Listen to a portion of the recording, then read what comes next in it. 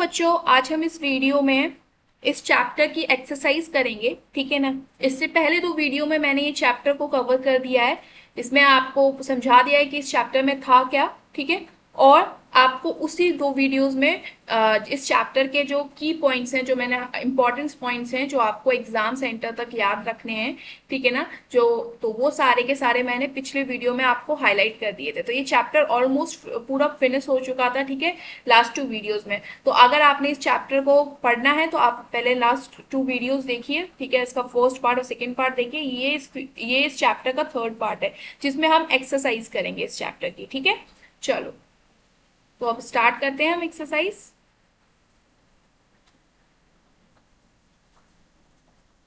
तो ये रही हमारी एक्सरसाइज, ठीक है। चलो, तो बेटा देखो, फर्स्ट क्वेश्चन क्या पूछ रहा है। फर्स्ट क्वेश्चन बोल रहा है आपका, how does a planet different from star. Star से प्लैनेट कैसे डिफरेंट है। तो मैंने आपको जो फर्स्ट वीडियो थी उसमें पढ़ाया था कि स्टार और प्लैनेट में क्या डिफरेंट है, क्या डिफरेंस है। डिफरेंस इतना है बस कि स्टार के पास क्या होती है, खुद की लाइट और हीट होती है, लेकिन प्लैनेट के पास खुद की लाइट और हीट नहीं होती है, ठीक है ना। तो बस वही लिख देना, यही डिफरेंस है आपका, यही इसका आंसर है कि star have its own light and heat but planet do not have, ठीक है। सेकेंड क्वेश्चन क्या कह रहा है, what is meant by the solar system. आप सोलर सिस्टम से क्या समझते हैं। देखो बेटा, इसका आंसर है द सन। यहां पर ये लिखा है बेटा मैंने, the sun, 8 planets, satellite and some other celestial bodies known as asteroid and meteorites form solar system। इन्हीं सब से तो मिलकर सोलर सिस्टम मिला बना है। तो सोलर सिस्टम क्या है बेटा, यहाँ पर भी मैंने लिखवाया था आपको, जब नोट मेकिंग करा रही थी, जब हाईलाइट कराया था मैंने इससे पिछली वाली वीडियो में, तो उसमें भी मैंने आपको ये चीज एक्सप्लेन की थी कि ये है सोलर सिस्टम, ठीक है। हमारा सोलर सिस्टम क्या है, जिसमें एक सन हो, 8 planets हो, ठीक है, और क्या हो बेटा, और कुछ सेलेस्टियल बॉडीज हों अदर, जैसे एस्टेरॉइड, एस्टेरॉइड एंड मीटरॉइड, ठीक है। इन सबको मिलाकर क्या बनता है, हमारा सोलर सिस्टम बनता है, ठीक है। तो यही सोलर सिस्टम है आपका, इसी यही डेफिनेशन है सोलर सिस्टम की। आप ये डेफिनेशन लिख देंगे सोलर सिस्टम, ठीक है। ये हो गया आपका सेकंड क्वेश्चन। थर्ड क्वेश्चन क्या है, name all the planets according to their distance from the sun. अब सारे प्लैनेट्स, कितने प्लैनेट्स हैं आपके, 8 planets हैं, उनके नेम लिख दो। नेम पूछ रहा है, नेम लिख दो, ठीक है।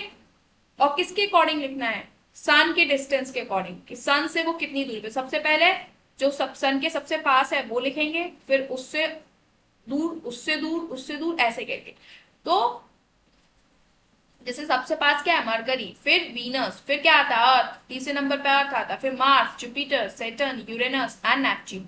ये आप ऐसे करके इस ऑर्डर में लिख देंगे, ये इसका आंसर है, ठीक है। अब नेक्स्ट क्वेश्चन है, why is the earth called unique planet. Unique planet earth को क्यों कहा जाता है बेटा, इसका मैंने आपको जब अर्थ पढ़ा रही थी तब बताया था answer.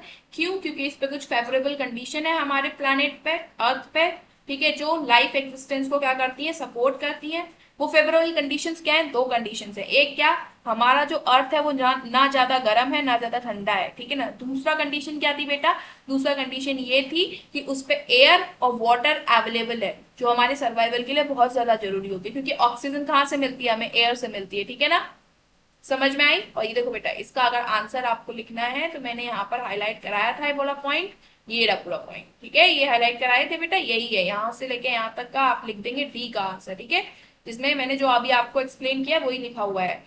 Conditions favorable to support the life are probably found only on the earth. The earth is neither too hot nor too cold, ठीक है, ना ही ठंडा ना ही गर्म में होता है वो।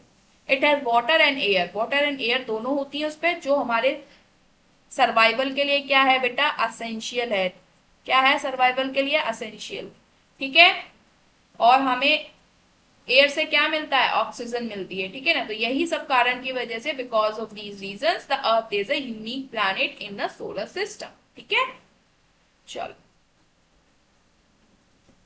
अब हम बात करते हैं अपने नेक्स्ट क्वेश्चन की, जो है why do we see only one side of the moon always. हम हमेशा एक ही साइड का मून क्यों देख पाते हैं, एक ही मून का एक ही साइड क्यों देख पाते हैं, ठीक है। तो इसका आंसर क्या है बेटा, देखो इसका आंसर जब मैंने मून पढ़ाया था आपको, वेयर इज द मून, हाँ देखो, बताया था यहाँ पर कि द मून है, मून को अर्थ का चक्कर लगाने में 27 डेज लगते हैं, बताया था, बताया था ये चीज। कि मून को एक चक्कर लगाने में अर्थ का कितने लगते हैं, 27 डेज लगते हैं, ठीक है ना।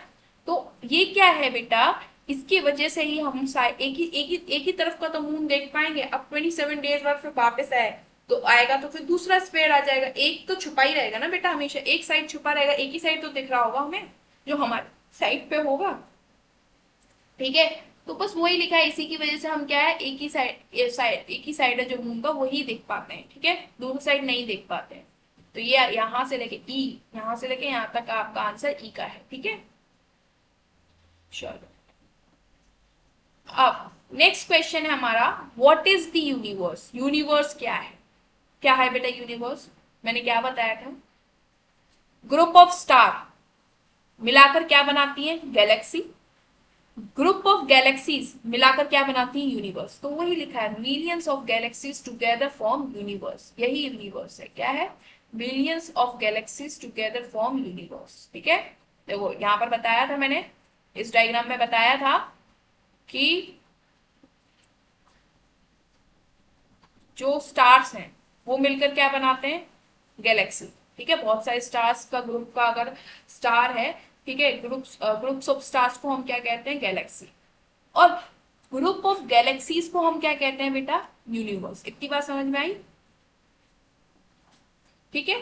तो मैंने इस पिछले वीडियो में ये समझाया था बहुत अच्छी तरह कि जो ग्रुप ऑफ स्टार्स है उनको मिलाकर बनती है हमारी गैलेक्सी, ठीक है ना। स्टार्स के बहुत सारे झुंड को बनाकर मिलती है हमारी गैलेक्सी, और बहुत सारी गैलेक्सियों को मिलाकर बनता है हमारा यूनिवर्स। क्या बनता है, यूनिवर्स। तो यूनिवर्स क्या है बेटा, मिलियंस ऑफ गैलेक्सीज टुगेदर, ठीक है ना। जब एक साथ मिलियंस किसी बहुत सारी गैलेक्सीज को रख दो तो वो एक पूरा सिस्टम जो होगा वो क्या होगा, हमारा यूनिवर्स। क्या होगा, वो हमारा यूनिवर्स, ठीक है। चलो तो ये हो गया आपके बेटा फर्स्ट क्वेश्चन हो चुका है पूरा, ठीक है ना, जिसमें आपको आंसर देने थे इन सारे क्वेश्चंस के, ठीक है ना। अब चलो सेकेंड क्वेश्चन क्या है, tick the correct answer, tick the correct answer है, ठीक है। तो देखो बेटा पहला क्वेश्चन है, the planet known as the earth string. Earth का जुड़वा किसको कहते हैं, बताया था बेटा मैंने इस वाली स्लाइड पे, एक मिनट दिखा देती हूँ आपको, शो करती हूँ।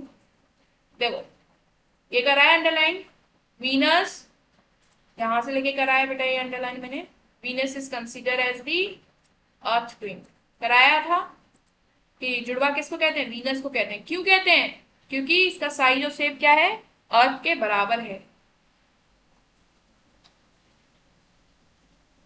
तो क्या आएगा इसका आंसर, वीनस। क्या आएगा बेटा, वीनस।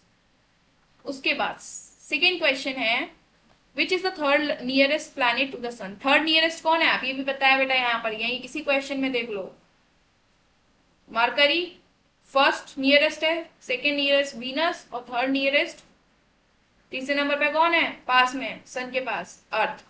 तो बेटा अर्थ आंसर क्या हो गया, अर्थ।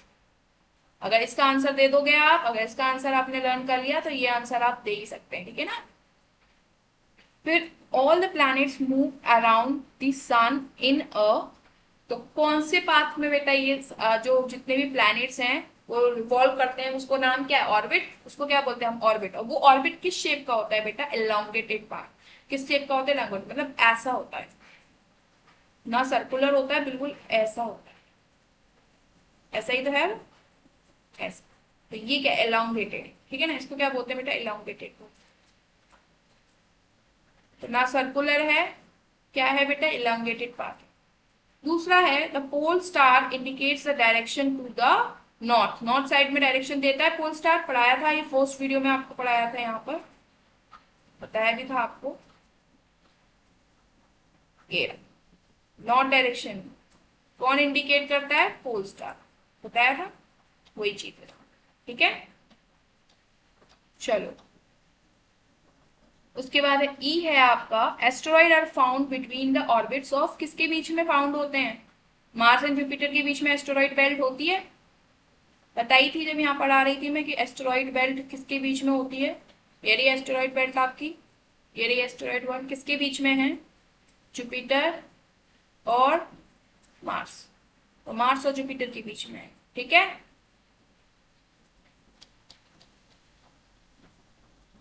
इसका आंसर क्या आएगा, मार्स एंड जुपिटर।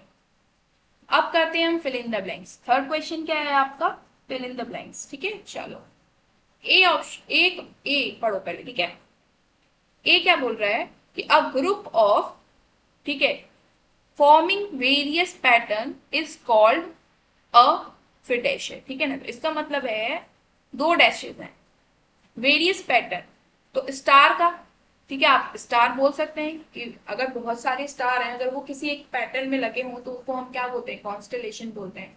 तो इधर स्टार आएगा, इधर कॉन्स्टेलेशन आएगा सेकंड वाले में, और फर्स्ट वाले ग्रुप में इसमें स्टार आएगा। इतनी बात समझ में आई। इसमें क्या आएगा बेटा, स्टार आएगा, ठीक है, और इसमें कॉन्स्टेलेशन, ठीक है, ये है।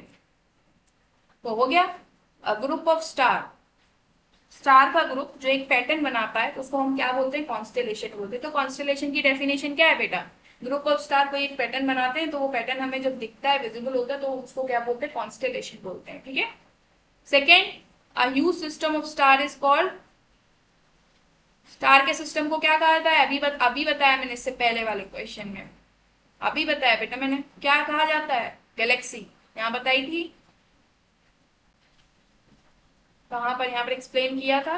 ग्रुप ऑफ स्टार को क्या बोलते हैं, गैलेक्सी, और गैलेक्सी, ग्रुप ऑफ गैलेक्सीज को क्या बोलते हैं हम, यूनिवर्स। तो ग्रुप ऑफ स्टार्स को हम क्या बोलेंगे, गैलेक्सी। सी है आपका, dash is the closest celestial body to the earth. Earth से क्लोजेस्ट सेलेस्टियल बॉडी कौन सी है, बताओ आपको, क्लोजेस्ट सेलेस्टियल बॉडी अर्थ के, सन है, सन, सन सबसे क्लोजेस्ट है, ठीक है। डी ऑप्शन, डी है हमारा, dash is the third nearest planet to the sun. Third nearest क्या है, अभी बताया था, यहाँ पर क्वेश्चन ये सॉल्व किया था बेटा आपने। तो इसका आंसर क्या था, थर्ड नियरेस्ट प्लैनेट अर्थ। तो यहाँ पर भी अर्थ, अगर वो आ गया, वो याद हो गया, तो ये अपने आप कर लोगे। फिर ई ऑप्शन है, planets do not have their own dash and dash. क्या नहीं है प्लैनेट्स के पास, अपना खुद का क्या नहीं होता, लाइट नहीं होती और हीट नहीं होती, तो लाइट और हीट, ठीक है। तो ये बेटा आपका हो गया पूरा एक्सरसाइज कंप्लीट इस चैप्टर का, ठीक है। और आप लोगों ने ये भी नोटिस किया होगा कि जो हमने नोट्स बनाए थे, ठीक है, उसी में से सारे के आंसर्स हमें मिले हैं। तो हमारे जो नोट्स बनाए हैं वो हमने इफेक्टिव बनाए, ठीक है ना। हमें अब पता चल गया कि इस चैप्टर में हमें कितनी चीजें याद रखनी है और कितनी चीजें याद नहीं रखनी है, ठीक है ना। चलो, तो आप लोगों ने, अगर किसी ने भी ये वीडियो तभी देखना जब इससे आगे वाली आप दो वीडियो देखें, क्योंकि तभी आपको एकदम अच्छी तरह समझ में आ जाएगा ये चैप्टर, और आप खुद ही आंसर करने लगेंगे, ठीक है ना। तो इससे क्या होगा, इस वीडियो से आपका रिवाइज होगा। तो चलो, फिर मिलते हैं हम, ठीक है, नेक्स्ट वीडियो में, और तब हम इसका नेक्स्ट चैप्टर करेंगे। Till then bye and keep studying.